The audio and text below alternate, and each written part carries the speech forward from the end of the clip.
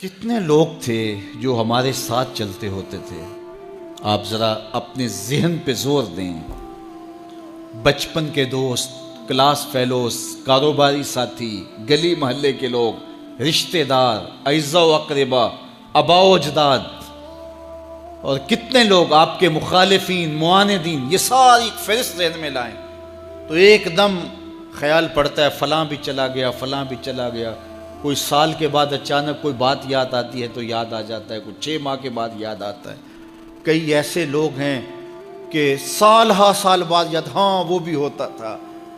مٹی کا رزق بن گئے، قصہ پارینہ بن گئے۔ کہانی تو اتنی سی ہے نا، جو اکڑ اکڑ کے چلتے تھے آج وہ مٹی کا رزق بن گئے ہیں۔ جو اپنے بدن پہ چٹکی مٹی بھی نہیں پڑنے دیتے تھے آج ان کے کفن بھی تار تار ہو گئے۔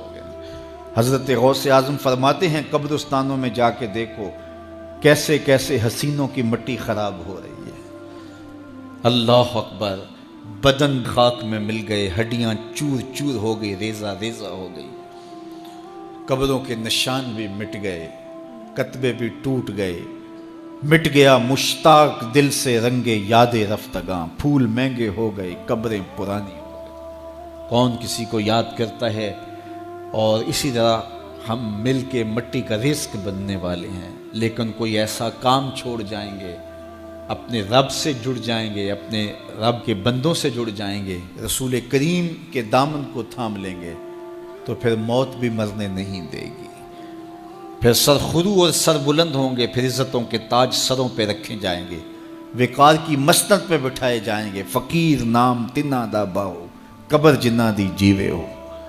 پھر قبروں پہ بھی چراغاں ہوگا جب ہم ان سے جڑ جائیں گے۔ تو یہ مختصر زندگی کی تمام تر لطافتوں کے حصول کے ساتھ گزرنی چاہیے۔ کتنے نوجوان ہیں جنہوں نے اپنی توبہ کو مؤخر کیا تھا بڑھاپے کے لیے، اور آج قبرستانوں میں دفن ہیں۔ آپ جا کے قبرستانوں میں دیکھیں، وہ سوچتے تھے کہ ابھی تو جوانی ہے، جوانی سے لطف اندوز ہو لیں، بڑھاپے میں توبہ کر لیں گے، لیکن بڑھاپا نہیں آیا، موت آ گئی۔ موت تو برحق ہے، یہ تو آ کے رہنی ہے، لیکن بڑھاپا لازمی نہیں ہے کہ ضروری آئے۔ حضرت امام غزالی نے ایک بڑی خوبصورت بات لکھی، فرماتے ہیں معاشرے میں نظر دوڑا کے دیکھو، زیادہ بچے ہیں، زیادہ جوان ہیں یا زیادہ بوڑھے ہیں؟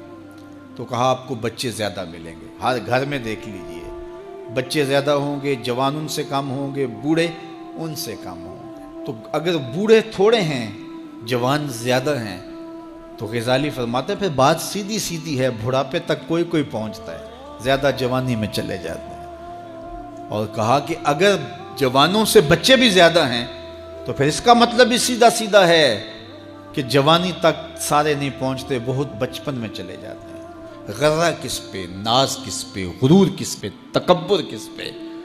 تو یہ مختصر زندگی جو اللہ کی امانت ہے، اس کو اللہ کے نام پہ گزارو۔ جو بیت گئی وہ بیت گئی، وہ تو منہا ہو گئی زندگی سے۔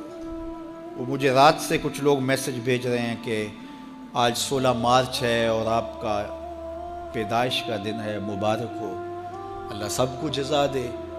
لیکن میں آج اپنی چھوٹی بیٹی کو بھی کہہ رہا تھا، وہ مجھے بولی کہ ابو آپ کو مبارک ہو۔ تو میں نے کہا کہ آپ ہاتھ اٹھا کے اللہ کی بارگاہ میں دعا کرو کہ اللہ آپ کے باپ کے 46 سال کے گناہ معاف کر دے۔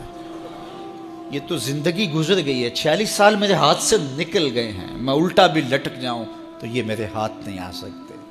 اگر میں نے اچھے گزارے ہیں تو مجھے مبارک ہو، اگر قبول ہو گئے ہیں، اور اگر اچھے نہیں گزرے تو مجھے توبہ کرنی چاہیے، زندگی کی کوتاہیوں سے توبہ کرنی چاہیے۔ ہم سمجھتے ہیں ہم بڑے ہو رہے ہیں، حقیقت میں ہم چھوٹے ہو رہے ہیں۔ ہم اپنی زندگی کے اہداف طے کریں، زندگی کے مقاصد طے کریں، ساری زندگی اس کے گرد سفر کرنی چاہیے۔ کئی لوگ ساری زندگی گزار دیتے ہیں، ان کو ساری زندگی راستہ ہی نہیں ملتا کہ جانا کدھر ہے۔ وہ کیوں؟ وَأَضَلُّ السَّبِيلَ، اللہ فرماتا وہ بھٹکے ہوئے مسافر ہوتے ہیں۔ اللہ سے راستہ مانگو، آہستہ چلو لیکن منزل کا تعین کر کے بڑھو، بڑھتے رہو، منزل تمہارا استقبال کرے گی۔ آج مشکل ہے تو کل آسانیاں ہوں گی۔ تو یہ زندگی تیزی کے ساتھ کٹ رہی ہے، لمحہ لمحہ میں اور آپ موت کے قریب ہو رہے ہیں۔ قبل اس سے کہ وہ وقت آئے کوئی حجت باقی نہ رہے، مجھے اور آپ کو اپنی آخرت کی تیاری کی کوشش کرنی چاہیے۔